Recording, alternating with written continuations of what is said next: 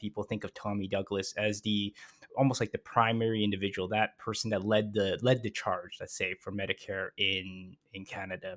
So maybe back to the point that you made, that this principle that he had at least ushered in and infused into at least the Canadian Canada's form of Medicare, this idea of just people shouldn't have to pay and it should be equal across the board across Canada. What did that stem from? So maybe you can speak to a little bit about Tommy Douglas's kind of early, like what influenced him to have that type of mindset and that type of mentality to develop that type of Medicare. Well, yes, and this is a really important question, Lester. Before I answer it, I'm just going to go back to the idea of Tommy Douglas's role in Medicare very quickly to emphasize the fact that there were a lot of other people involved, but there was no one more involved at the very front end of Medicare.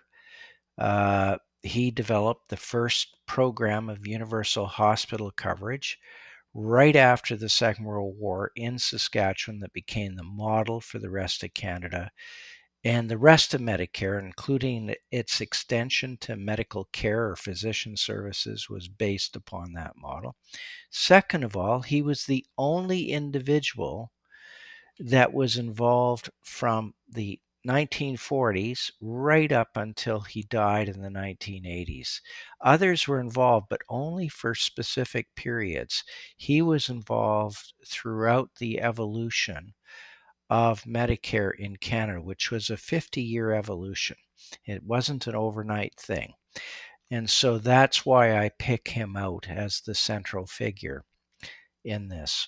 So now let me go back to your question of why did he decide that we needed this in the form that he developed it, a single payer and single tier. There's two, I think, principal reasons for that. The first is his dedication to something called the social gospel. He was a religious man. He trained as a minister in the 1920s and became a Baptist minister by 1930. He was heavily attracted to an idea that was then circulating about what I would call the teachings of Jesus and the idea that the kingdom of heaven should be on this earth here and now, and that what you do here is what counts in life, and how you help people, how you ensure that there's a better life for future generations. That's what counts, not waiting for the life hereafter.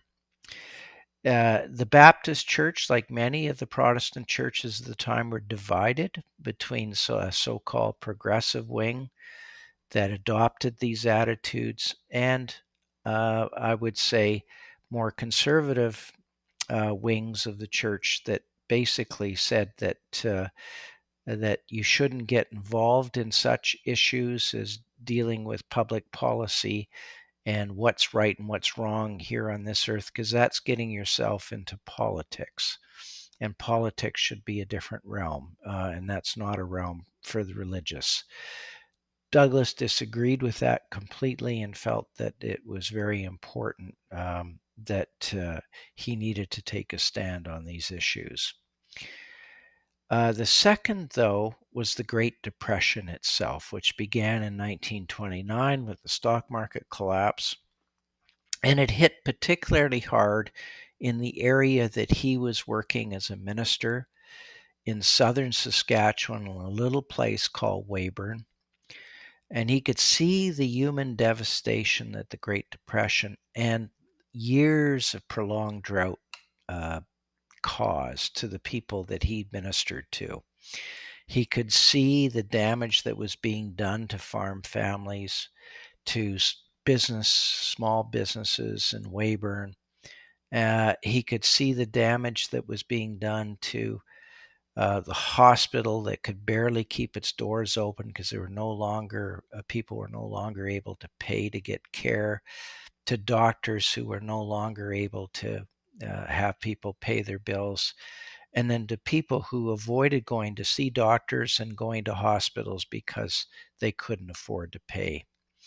And so he just felt that that was wrong, that access should not be based on ability to pay, but based on medical need, that in fact, access to high quality health care should be a social service rather than a commodity to be bought and sold in the marketplace. And so he came through the Great Depression believing in this quite fervently and talked about it quite extensively during the 1930s after he joined a new political party that emerged in the prairies called the Cooperative Commonwealth Federation, a real mouthful.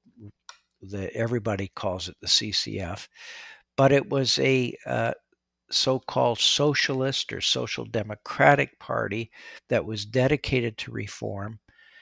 And like the more right-wing variant of social credit that emerged in Alberta about the same time, basically arguing that the two establishment parties, the Liberals and the Conservatives, were just not doing enough for people during this horrible depression, and that they should be trying to help people through public policy, through programs, through public works that would hire people, and not just sitting on their hands.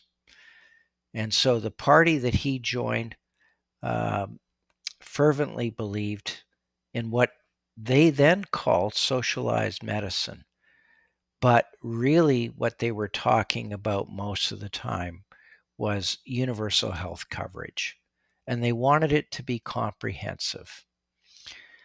Now, Douglas did not succeed in his first attempt in politics. He ran in a provincial election in Saskatchewan in 1934.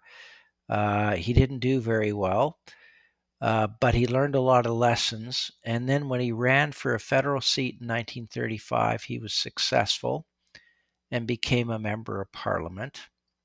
That's when he quit being a Baptist minister. He no longer had the time for that.